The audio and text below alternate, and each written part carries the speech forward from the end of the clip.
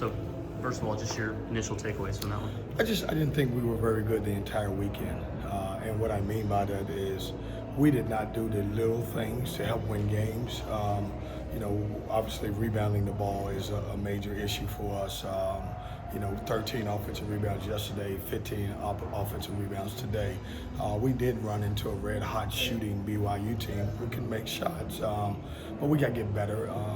We got to grow. Like, I got to get this team connected. It starts with me. If there's anybody to blame, it certainly starts with me and ends with me. We got some things that we need to clean up, and if we clean those things up, then we have a chance. But I didn't think we played connected basketball this weekend.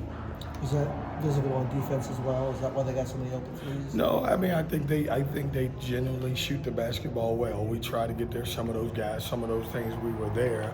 I don't worry about that part of it. I think defensively we did enough to win some games. BYU's a team that makes 12 threes a game. We still did a good job. I mean, that doesn't appear that way. We still held them to 9. It's the little things that lost us the game. The free throw battle at times, even though we won it tonight, the rebounding. And I own that. There's nobody to blame about any of this stuff. Our kids are not to blame on anything or any loss. If there's one person needs to blame, it's me, and I have to get us right in certain categories to move forward. It's a valuable lesson for us.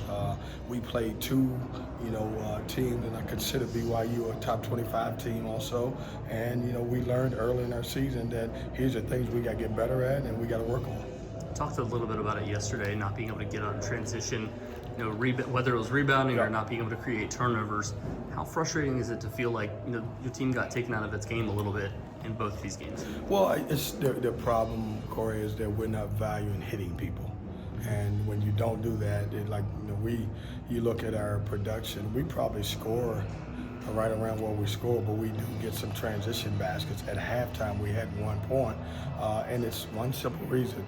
You can't run if you can't secure the basketball. And so, there were probably 10 possessions where I thought we played really great defense, and then the ball gets up on the rim, we don't hit someone, they get a second and third opportunity.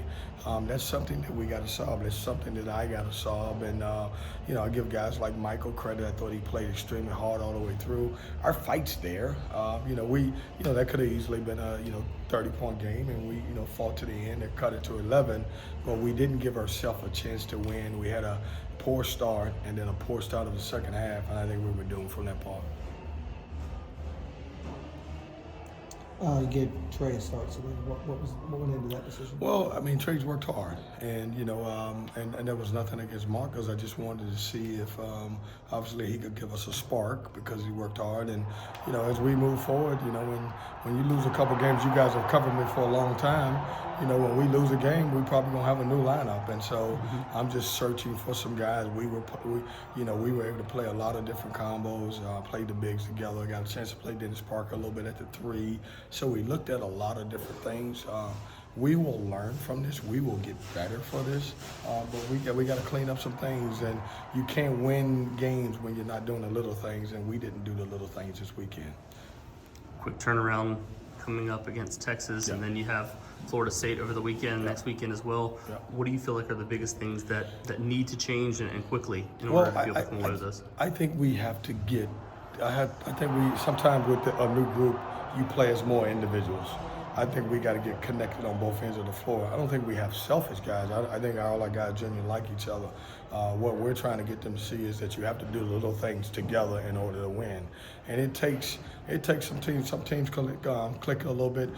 Unfortunately for us, we really only got one legitimate starter. JT basically played some starter minutes last year, came off the bench.